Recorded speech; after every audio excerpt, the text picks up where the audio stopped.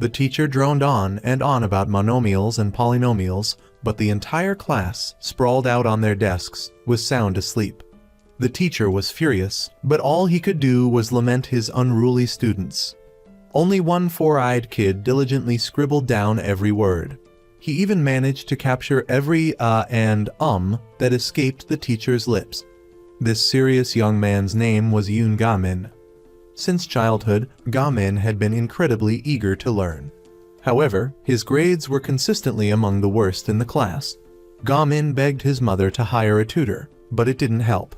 His tutor even suspected he was marking his answers in the wrong columns, unable to fathom how he could score so low. Undeterred, Ga-min seized every opportunity to study, from street corners and restrooms to buses. The result? He was second to last in the entire school. Refusing to give up on his dream of going to college, Ga-min devised a brilliant plan: enroll in Useong Vocational High School and secure a guaranteed spot at a university. On his first day of high school, Ga-min was brimming with excitement and hope. Little did he know, reality had other plans. Upon entering his classroom, he was met with a chaotic brawl straight out of a gangster movie. The students were all delinquents and thugs. A well-behaved kid like him was the real oddity. He figured he'd just endure it and get good grades to get into college. Unfortunately, Ga-min's test scores still landed him near the bottom of the class, making him question the meaning of life. He suspected they were all pretending to be apathetic while secretly studying day and night at home. Regardless, Ga-min had one last trick up his sleeve: finding a study buddy. The next day, he carefully scrutinized each of his classmates and noticed a glimmer of academic interest in Kim Si-hyun's eyes. As he approached Si-hyun to propose a study group, another student picked a fight, wanting to challenge Si-hyun's position on the school's power rankings. The other classmates cheered and pressured Si-hyun to fight back, but he was too weak and ended up defeated, dropping to 171st place near the bottom of the school's combat hierarchy. The school supervisor announced that their homeroom teacher had resigned and a new teacher was taking over. To Ga-min's surprise, it was Miss Han Kayong, his old tutor from middle school. As Miss Han Kayong was taking attendance, someone suddenly threw a coffee cup at the board. This disrespectful student was Lee Hyun-woo. He complained that she was too loud, then promptly punched another student in the face for passing gas. The student next to him cursed at Lee Hyun-woo for throwing away his coffee. And so, another brawl erupted. Lee Hyun-woo proceeded to beat the other student senseless. Miss Han Kayong slammed her hand on the desk in frustration, but the class just burst into laughter. After finishing with his victim, Lee Hyun-woo grinned at her mockingly. While taking out the trash, Han Kayong was stunned to find the bin overflowing with cigarette packs and butts. Apparently, the students at this school smoked openly without any attempt at concealment. It was then that Han Kayong finally recognized Ga-min. Having not seen him in years, she apologized for quitting her tutoring job 3 years prior without any explanation. Ga-min was worried for her, as the previous homeroom teacher had resigned after only a month. But Han Kayong seemed undaunted by the challenge. Ga-min initiated his plan to recruit a study buddy. He secretly followed Si-hyun to the library. It turned out that Si-hyun went there to sleep, not study. Ga-min lay down beside him and started nagging, trying to convince him to join a study group. He even offered him candy and shared it with him. But Si-hyun completely ignored him. Ga-min stubbornly persisted, finally annoying Si-hyun to the point of exasperation. Unable to sleep due to the constant pestering, Kim Si-hyun finally relented and agreed to tutor Ga-min. If you cut a cake into 3 pieces, each piece is 0.333. Now, put the cake back together. Set 0.333 multiplied by 3 equals 0.999. So, 0.999 is ultimately equal to 1, right? Unexpectedly, Ga-min posed a tricky question. What about the cake that sticks to the knife? Han Kayong reported the student smoking to the vice principal. His response? Emptying the bins isn't going to make them quit. I've been smoking for 40 years and I can't quit. He even warned her not to offend her superiors if she wanted a permanent position. Si Hyun flipped through Ga-min's math notebook and was horrified to find it filled with words. What kind of math notes looked like a literature essay? Exasperated, Si Hyun blurted out, "You really are a lost cause, but why do you even want to be a good student?" Ga-min replied, "You're just as studious as I am." Si Hyun vehemently denied it, but Ga-min had already noticed the telltale signs: hair cut just long enough to hide his eyes, a calloused middle finger from excessive writing, a slightly hunched posture from constantly looking down at his books. Most notably, he possessed the distinct aura of a true nerd. Ga-min suggested they form a study group, but Si Hyun coldly rejected him. "You're not just a lost cause, you're a mega lost cause. Dreaming of good grades in this school? If Pai Han-wol finds out, you're dead." Pai Han-wol was the son of the notoriously brutal Yeonbeek gang boss. He was the creator of the power ranking app that the entire school lived and died by. So, it was best not to dream of academics here. Undeterred, Ga-min pulled out Kim Si Hyun's test results, which he had accidentally picked up. It turned out this nerd was ranked second in the entire school. Ga-min excitedly proposed, "Let's form a study group and go to college together." To his surprise, Si Hyun's eyes welled up with tears. He ripped the paper to shreds and walked away, leaving Ga-min bewildered. That day, Pai Han-wol was awarded a scholarship for having the highest academic achievement in the school. Everyone applauded enthusiastically, except for Si Hyun, who looked dejected. Upon entering the restroom, Si Hyun was confronted by Lee Hyun-woo, who dragged him to the workshop and beat him to a pulp. But Kim Si Hyun just gritted his teeth and endured it, afraid to fight back. Han Kayong was clearing out the trash cans when she witnessed Si Hyun being assaulted. She called for assistance from the other teachers, but they pretended not to see. Just as she was about to intervene herself, Ga-min suddenly appeared and declared, "I'll save my study buddy." Wearing a welding mask and carrying a fire extinguisher, he sprayed the delinquents and carried Si Hyun to safety. Instead of thanking him, Si Hyun snapped at Ga-min, "You can only help me this once. They'll just beat me up again. How can I keep running away forever? I want to study too, but survival is more important." As Kim Si Hyun walked away, he ran into Lee Hyun-woo, who was blocking his path with a bat. "Hey, where's the guy with the mask?"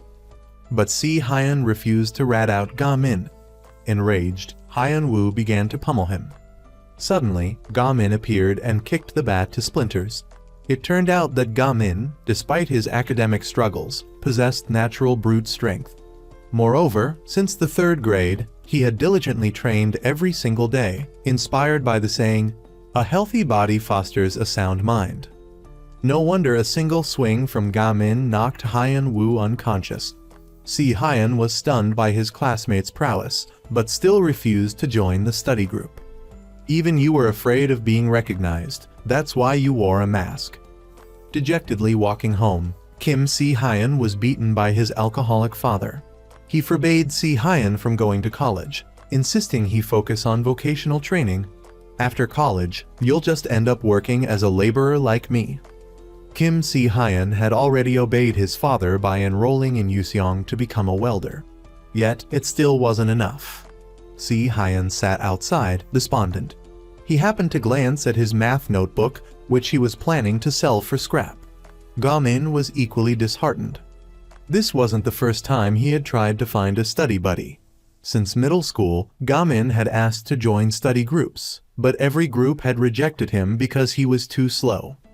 One kid even told him, "Reincarnation would be faster than trying to study with you." Ga-min's mother consoled him, "It's okay to be a poor student." But he was still heartbroken enough to cry. The next day, Han Kayong arrived at school to find the students had dragged out oil drums to smoke in. Suddenly, the school supervisor appeared and ordered them to put out their cigarettes. Thinking he was finally taking action, Han Kayong was disappointed when he instructed her to remove the drums because the school inspectors were coming. As Han Kayong struggled with a drum, a helpful student offered to assist. This handsome young man was Park Jin-yob. He remarked, "Wouldn't it be better for the inspectors to see these drums?" But Han Kayong replied, This is our school, we can't just ignore it. She told Park Jin-yob to go to class, promising to take care of the remaining drums herself. When Ga-min entered the classroom, he found a notebook in his desk. It was Si-hyun's math notebook. Turns out, the nerdy Si-hyun wanted to give it to Ga-min, but pretended to throw it away.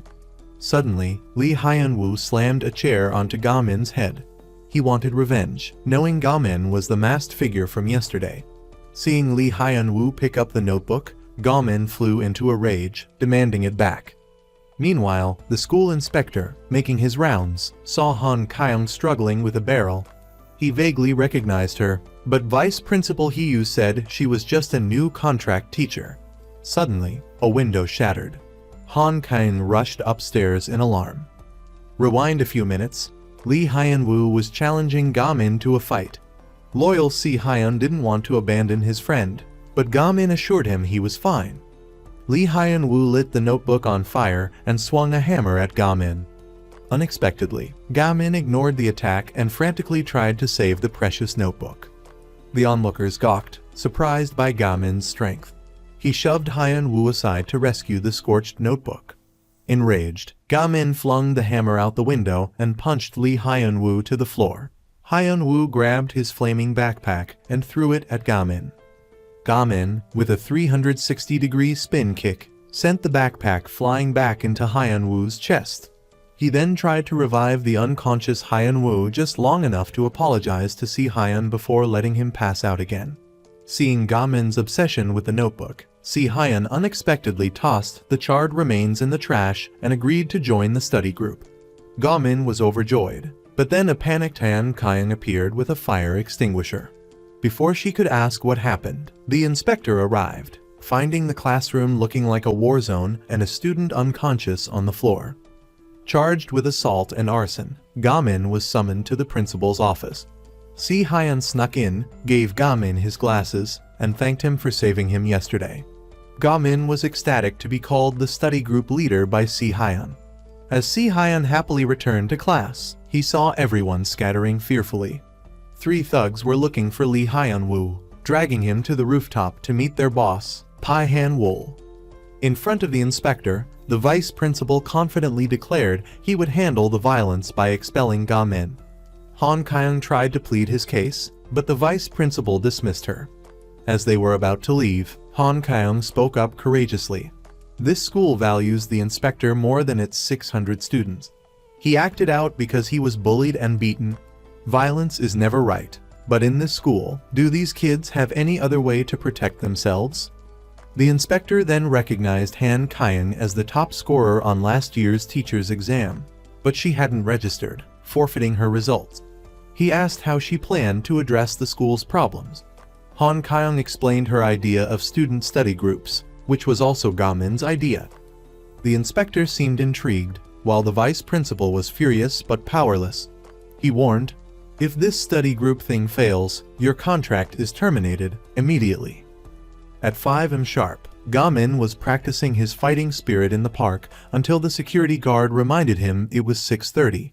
He rushed home and then to school. Si-hyun was already waiting but pretended they'd just bumped into each other. The nervous nerd was still afraid of attracting the thugs' attention. Han Kayong announced they had 2 weeks to recruit 5 members for the study group to be recognized as an official club. Si-hyun lamented finding 3 students willing to study at this school, but Han Kayong insisted nothing was impossible, so they started posting flyers. Seeing the crowd gather, Ga-min became overly confident, worrying about too many applicants. A senior called, not to join the study group, but for relationship advice. Discouraged, Ga-min perked up when someone asked for him. He thought it was a potential recruit, but it turned out to be the 3rd-ranked fighter in the M block. Having heard stories of Ga-min's legendary strength and fire-kicking abilities, he came to challenge Ga-min. Upon meeting, he immediately launched a barrage of attacks. While the naive Ga-min innocently searched for study group applications, he inadvertently dodged trouble time and time again. Finally, some unlucky kid ended up with a face full of betel nut, courtesy of Ga-min's accidental clumsiness. Seeing the kid unconscious, Ga-min remained clueless about what had just happened. His classmates, a bunch of gossipmongers, embellished the story, claiming that Yoon Ga-min had dragged the number 3 ranked student into the library, beat him senseless, and then smashed a flower pot over his head. Wait, does our school even have a library? The next day, still without any applications, Ga-min decided to take the initiative and find a study partner himself, but with the very specific requirement that they possess a thirst for knowledge. A few guys were chatting. Why did Ga-min beat that guy up in the library and not on the roof? He probably wanted to enjoy the surround sound of his opponent's cries. He looks so innocent, but he's such a freak. Just then, Ga-min walked in. Everyone froze, terrified of being forced into his study group. As he approached, they all simultaneously sprayed air freshener, trying to mask their fear. After carefully scrutinizing them, Ga-min, disappointed by their lack of academic zeal, walked away, leaving the relieved group feeling like they'd just escaped a disaster. Everywhere Ga-min went, people avoided him like the plague. While feeling dejected, the two friends bumped into Park Jin-yob, Kim Si-hyun's middle school classmate who had been studying abroad in the US since 7th grade. Hearing this, Ga-min excitedly rushed over to invite him to join his study group. However, Jin-yob coldly asked, "Aren't you worried about the people around you getting hurt?" Miss Han Kayong was worried because Lee Hyun-woo hadn't been to school for several days. She went to his house, but no one answered the door. Kim Si-hyun wondered, "Why does it have to be a study group? You could go to a tutoring center or study online," Ga-min explained. "I've tried all those things, but nothing works." Kim Si-hyun suggested that he might be better suited for sports than academics. But for Ga-min, sports were just a way to stay healthy so he could study better. Seeing their discouragement, Miss Han Kayong invited them to the bookstore. No matter which book she suggested, Ga-min would reply, "I already have that one." But then he proceeded to buy a mountain of pens. Han Kayong asked, "Why are you buying so many pens?" Ga-min boasted. "This one improves memory, that one never runs out of ink, this one is specifically for math, and this new model has a better grip, so I want to try it." She was speechless. When he learned that Si-hyun only used the cheap Thin Long 5K ballpoint pen, Ga-min thought, maybe using a cheap pen is the secret to academic success. I'll have to buy one and try it sometime. The two boys asked, "Why did you, a valedictorian, end up teaching at this crummy school?" Han Kayong stammered, explaining that she had forgotten to apply elsewhere. On the way home, Han Kayong discovered the book Ga-min had bought was in her bag. She was about to call him when she realized her door was already open. Inside were a bruised Lee Hyun-woo and two thugs waiting for her. She threatened to call the police, but Hyun-woo said, "If she comes back now, we're all screwed. Bayan-un has ordered us to make sure she can't teach anymore." Ga-min saw the missed call and called Han Kayong back. Before she could answer, her phone was knocked from her hand. Lee Hyun-woo raised a crowbar to attack her when suddenly the lights went out. A mysterious figure knocked out the thugs and pulled Han Kayong to safety. Lee Hyun-woo quickly gave chase, but they managed to escape into the elevator. It turned out their rescuer was Park Jin-yob. They reached the ground floor only to be confronted by more thugs waiting for them. Jin-yob kicked them aside and headed for the basement. But by then, Hyun-woo's group had caught up. Han Kayong tried to call Ga-min for help. Unfortunately, the thugs spotted them and surrounded them. Han Kayong was pleading when he got blindsided with a devastating blow. Jin-yob, enraged, smashed the other guy's phone and dared the whole gang to attack him. Wearing brass knuckles, Jin-yob single-handedly took on the thugs, giving them a serious beatdown. But in the end, he took a hit from a club. Seeing Jin-yob clutching his stomach in pain, Hyun-woo remembered an incident from middle school where Jin-yob had been stabbed and was involved in a murder case, leading to him being brutally ganged up on. Jin-yob could only cover his head and endure the beating. Just as Lee Hyun-woo was about to attack Han Kayong, Ga-min arrived just in time. It turned out he was worried because he couldn't reach her by phone, so he came to find her. Ga-min took off his glasses and single-handedly challenged the entire weapon-wielding gang. He snatched a wooden plank to block a chain attack, then slammed it into his opponent's chest. The plank snapped in two, accidentally becoming nunchaku. Little did those unlucky punks know that nunchaku were Ga-min's specialty. He twirled the improvised weapon with the skill of Bruce Lee, raining blows upon them. Lee Hyun-woo tried to sneak attack Ga-min, but luckily, Jin-yob jumped in to save him. He pummeled Lee Hyun-woo and questioned him about the murder case. Seeing Jin-yob break Lee Hyun-woo's teeth, Ga-min quickly intervened. But Jin-yob retorted, "Do you know my mother is dead?" At that moment, Hyun-woo and his gang seized the opportunity to escape. Jin-yob wanted to chase after them, but his injuries stopped him. He advised Han Kayong not to be too kind to thugs because his mother had been like that, and told Ga-min to forget about the study group. Han Kayong returned the book to Ga-min, encouraging him that there was still time to find a study group. It turned out to be a book about Bruce Lee, Ga-min's idol. Now it was clear why he was so skilled in martial arts and nunchaku. Back home, Han Kayong's exhaustion was evident.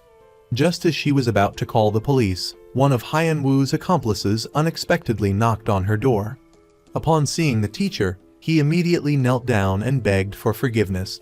He stammered, explaining that if he hadn't obeyed Pai Han-woo, he would be dead. Han Kayong agreed to let him off the hook on the condition that he answers some questions. The deadline for forming study groups was approaching, and no one had signed up. Ga-min anxiously checked his phone constantly, while Si-hyun sighed. Suddenly, a message popped up from someone wanting to join their group. Both of them excitedly rushed to the meeting place, but Ga-min hesitated to open the door. Kim Si-hyun reminded him, "Their name is Jae-woo," and pushed him inside. It turned out to be a classroom full of girls. Their stares made Ga-min flustered and awkward. Stared at like an alien by the entire class of girls, Ga-min, embarrassed, ran outside. While he was bickering with Si-hyun, they heard someone call the name Lee Jae-woo. Peeking into the classroom, the two boys were shocked to realize that Lee Jae-woo was Lee Hyun-woo's twin sister. "We're screwed, like those two are even going to study." Mai, the bully, was picking a fight with Lee Jae-woo for daring to defy her, and even laughing when she discovered Jae-woo and Hee-won's midterm study plan. She was about to slap Hee-won for giving her the stink eye, but Jae-woo intervened. The brat flew into a rage, hitting Jae-woo repeatedly and then spitting her gum onto the study plan. Suddenly, a finger reached out and grabbed the gum. Who else could it be but Ga-min? He gazed lovingly at the study plan like he had struck gold. Just then, a guy with hair like Tarzan appeared, asking Ga-min what he was doing with Jae-woo, his girlfriend. Before Ga-min could react, a terrified Si-hyun dragged him away. Turns out, Tarzan was Kim Jae-jin, the head bully of the 11th grade. He was claiming Jae-woo as his girlfriend, even though it wasn't true. The jerk demanded she act cute, or he'd punish her. But Jae-woo would rather take a beating. He was about to lay hands on her when a wad of gum smacked him right in the face. The culprit was none other than Ga-min. Apparently, Tarzan had heard of Ga-min. "You think you're hot stuff because you took down Hyun-woo?" Just as he was about to tackle Ga-min, the school monitor called his name. Tarzan had to let Ga-min go and follow the teacher. Si-hyun asked Ga-min if he wanted to study in peace or not. Why would he dare throw gum in the face of the head of the disciplinary committee? Messing with him meant a life of trouble. At that moment, Hee-won appeared, confessing that she was the one who submitted the study group application for her best friend, Jae-woo. The thing was, Mai-hee had a huge crush on Tarzan, but her two friends made fun of her for it, saying he looked like a psycho. Hee-won overheard them and burst out laughing, which landed her on Mai-hee's bad side. Luckily, Jae-woo stepped in to protect her, saving Hee-won from a beating. Not long after, disaster struck. Jae-woo's younger brother, Hyun-woo, had something expensive stolen while making a delivery. Desperate, he borrowed money from Tarzan. He agreed, on the condition that Hyun-woo rob a vending machine. Then he filmed it and used the clip to blackmail Jae-woo. Jae-woo was furious at her brother for associating with thugs, but he was her only family, so she couldn't bear to see him go to jail. Hee-won's father was being transferred by his company, so Hee-won was about to transfer schools. Before leaving, she wanted to help Jae-woo, so she asked Si-hyun and Ga-min to delete the video. Seeing their hesitation, she put on her puppy dog eyes. The gullible Si Hyan immediately agreed. The problem was how to get the USB drive from the disciplinary committee's room. Seeing Ga-min's clueless expression, Si Hyan explained that in this school, the disciplinary committee were the officially recognized bullies, sanctioned by the school to crack down on the other troublemakers. Two members of the disciplinary committee, curious about the video's content, secretly found the USB drive and opened it. They were caught red-handed by Tarzan and got beaten up. Suddenly, he stopped and told them to watch it, since he was planning to upload it to YouTube anyway. If her little brother went to juvie, Jai-woo would be devastated and fall right into his arms. Besides, the money he lent wasn't even his, it belonged to Pai Han-woo. They didn't know that Ga-min was hiding in the closet and heard everything. He knocked on the closet door to get their attention, then burst out, taking down the two guys in seconds. Seeing him staring at the USB drive, Tarzan understood everything. Ga-min didn't say a word but attacked first. This Tarzan guy was a judo expert, not some pushover. Ga-min was repeatedly thrown to the floor, but he was actually faking it. As soon as he snatched the USB drive, Ga-min counterattacked, landing every kick perfectly. Tarzan tried his signature throw, but Ga-min blocked it with his leg and knocked him out with a punch. As he was about to leave, he ran into three of Tarzan's lackeys. The two girls panicked when they saw Ga-min pushed into the room. Si Hyan planned to fake a fight so the disciplinary committee would have to intervene, creating a chance for Ga-min to escape. Unfortunately, he won. The other girl didn't know how to curse or make a scene. While they were flustered, Jai-woo found them. Meanwhile, Ga-min was holding his own against the three big guys, not only defending himself but landing blows continuously. The two guys from earlier woke up and joined in, pinning Ga-min down. They grabbed the USB drive from his hand. Ga-min refused to let go, but Tarzan had already copied the clip to his computer and started uploading it to YouTube. Hee-won explained everything and apologized for hiding it from Jai-woo. But Jai-woo said, "I should have taken care of them from the beginning." She then stormed off towards the disciplinary committee's room. Just then, Ga-min burst through the door, a tangled mess of wires and the computer in his hands. He intended to smash it to destroy the clip, but tripped and fell. The computer flew out of his hands and landed right at Si Hyan's feet. Ga-min jumped over the disciplinary committee members and told Si Hyan to take the computer. Seeing the others charging towards them, Si Hyan grabbed the computer and ran. She was chased by the disciplinary committee, eventually being cornered on the rooftop.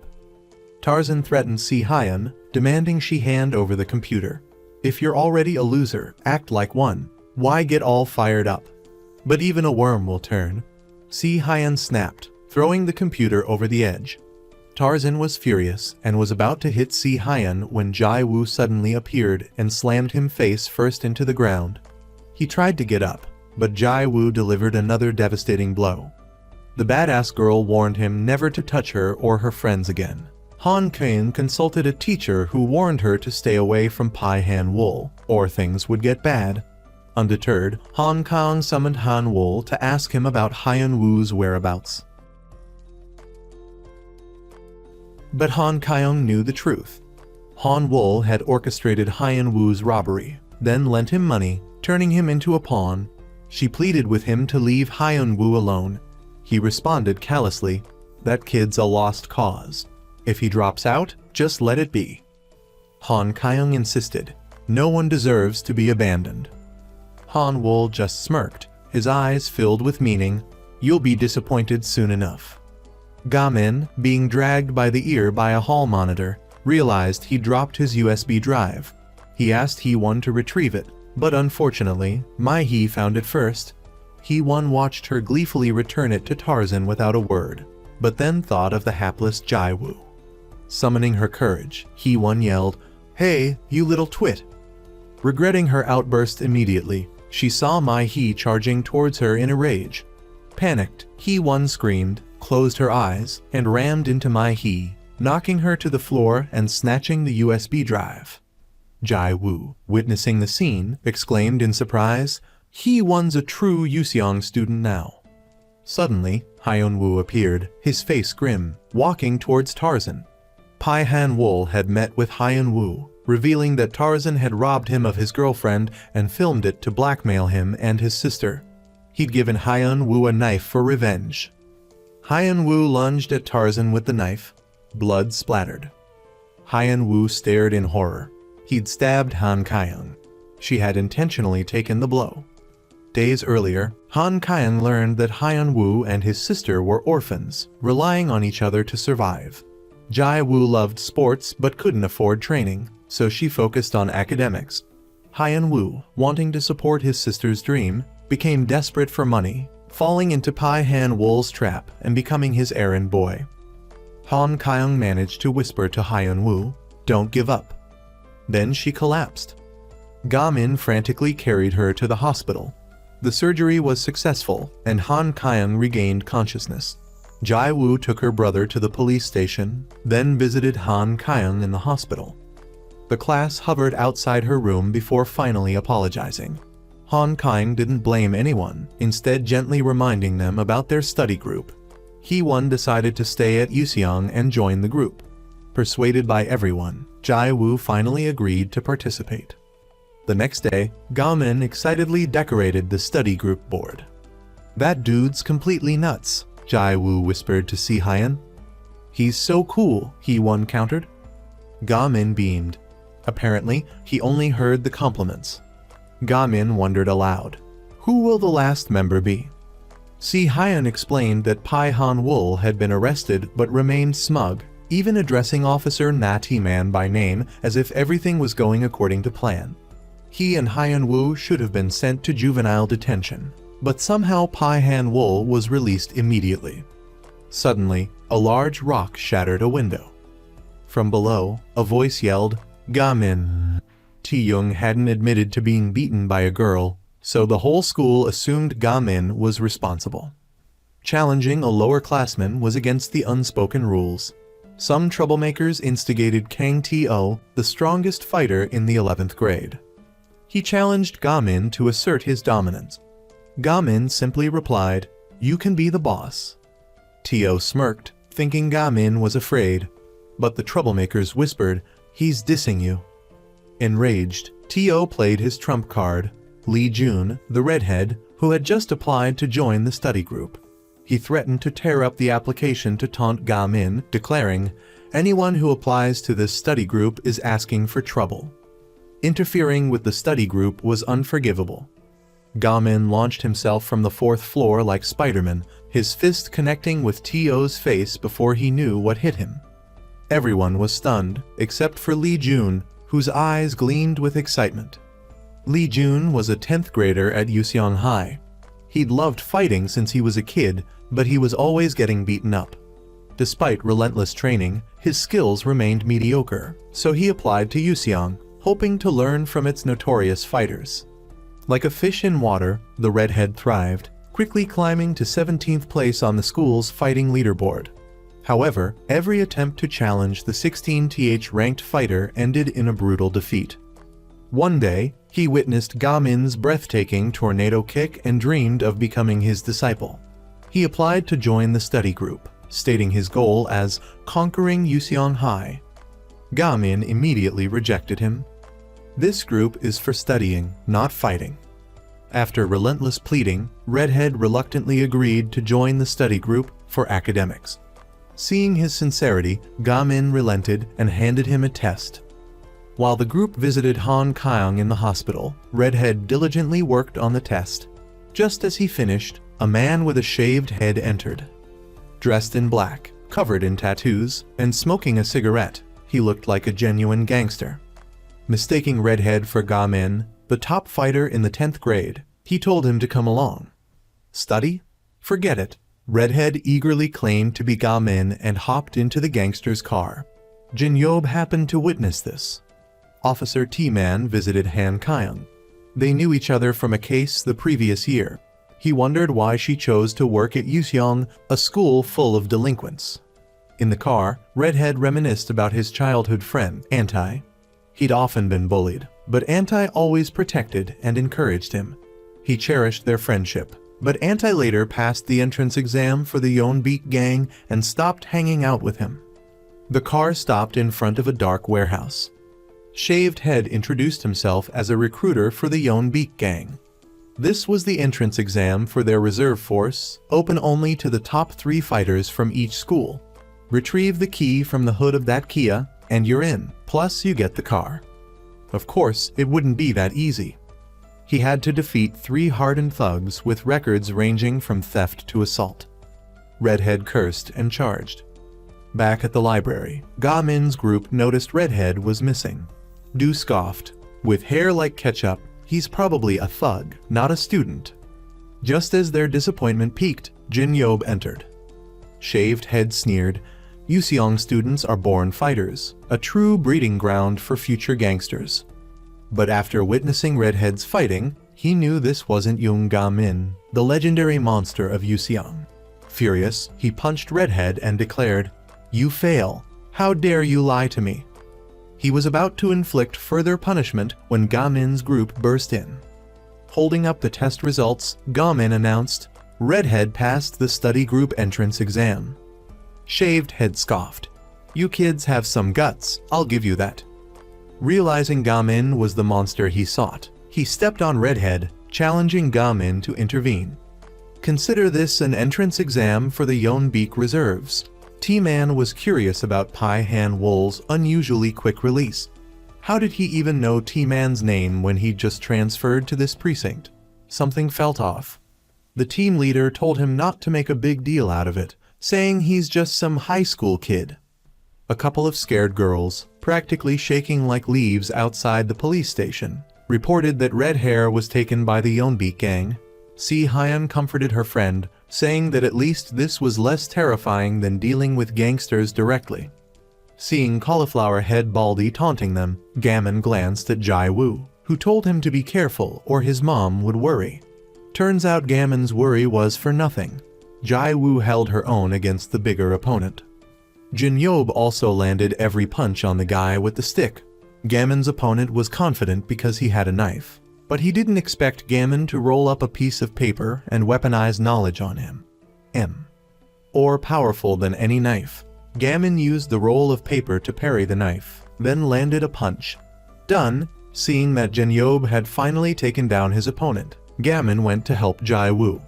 Once that was settled, he rushed to rescue Red Hair. Unexpectedly, Cauliflower Head blocked Ga-min's punch with one hand and slammed him into the wall.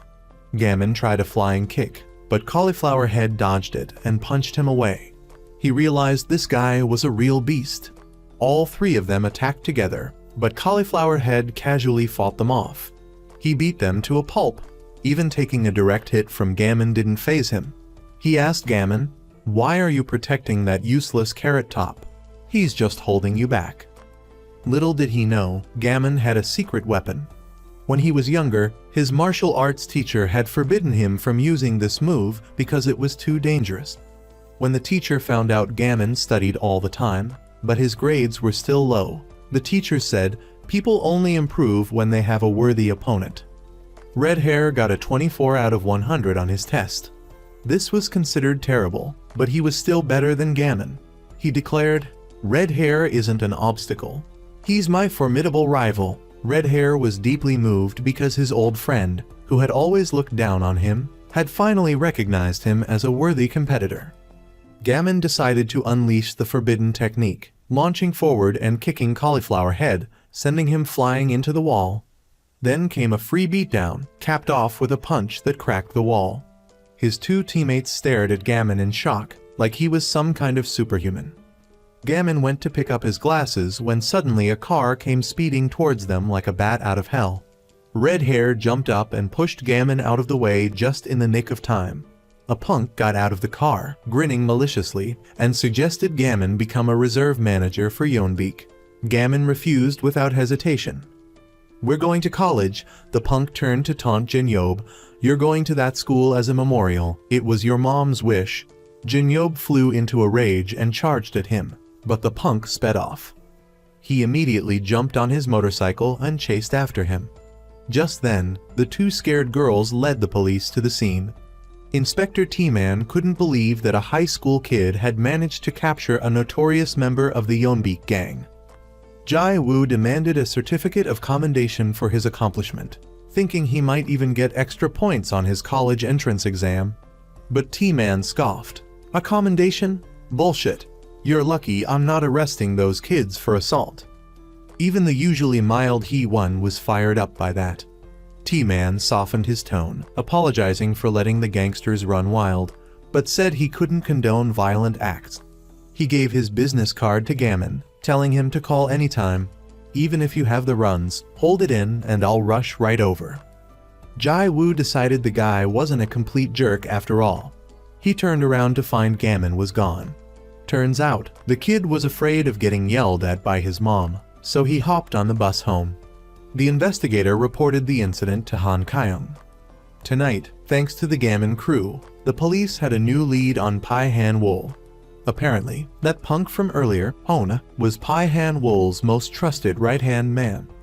After today's events, Gammon was on Pai Han Wool's shit list, and he was rated as a 4-star threat, just like Han Kayong. That night, the group was excitedly texting each other back and forth. Red Hair, who was still in the hospital, joined in. He thanked everyone. The others asked about the plan, and Gammon's team leader said, "Starting tomorrow, it's 14 hours of studying a day." The 5 young people began their ascetic journey, or rather, their dedicated study habits. The group studied together, setting a rule: whoever gets the worst grade will be punished. This morning, as the group arrived at the school gate, they were stopped by the Yuseong red armband monitors, who started hassling them. They told them to go home and get their winter coats, or else they'd get detention. Luckily, Miss Han Kayong arrived in the nick of time to rescue them. It's transition season, and students are allowed to wear their spring-summer uniforms. Isn't that against the red armband regulations? The Yuseong crew was pissed, but couldn't do anything about it. The Gammon crew was ecstatic that Miss Han Kayong had been discharged from the hospital. Red Hair whooped and hollered, "Our team is awesome." Even the teacher got stabbed a few times. Han Kayong went to the vice principal to report about the study group club. Hyeon Woo, meanwhile, was in juvenile detention. He was very pleased to hear that she had handled the Hyeon Woo situation smoothly, but then became furious when he saw the proposal to establish a disciplinary committee for Pai Han Woo. Han Kayong announced that the study group had been officially recognized. The first step was to have an exchange with schools in Seoul. The group was excited and got decked out in super flashy outfits. For some reason, they dressed all nice and stylish at home, but when they got to the capital, they looked like total country bumpkins. The worst was Red Hair with his outfit resembling plain rice with chili sauce, a very basic and unappealing meal. Everyone was covering their mouths to hide their laughter, making the group want to dig a hole and bury themselves. While they were walking, 2 thugs started harassing them, wanting to give them a tour. Outrageous. Basically saying they looked like hicks. An immediate accountability session was held, and the 2 guys had to kneel and swear repeatedly that they would never look down on friends from a directly governed city again. Seeing their teacher approaching, Jai Woo let them go. Only Gammon was missing. Turns out, he was so nervous about meeting the smart students that he couldn't sleep all night and ended up oversleeping. The newbies were shocked when they saw how magnificent Manil High School was. Miss Han Kayong's former mentor appeared and gave the group a tour. This is one of the 3 most prestigious high schools with an extremely high college acceptance rate. All students participate in at least one study group. The facilities here are unbelievably top-notch, but the cold-faced girl group leader looked like she was sneering at them, making Jai Woo's blood boil. Things weren't any better in the study group room. The Manil students were just buried in their computers, not bothering to interact at all. The bimbo duo kept complimenting how fancy their heads are, and how they even had disappearing ink pens which would make Gammon faint if he saw them. They waited and waited for Gammon to arrive. Turns out, Jai Woo had texted the wrong school name, saying Manil, but they weren't worried about Gammon getting lost because there's no school with that name. Unexpectedly, Gammon at the moment standing in front of old, empty Manil High School, looking like a deserted temple. He confidently walked in thinking that this truly a school with historical traditions. Did Gammon walk into a haunted school instead? What will happen to him?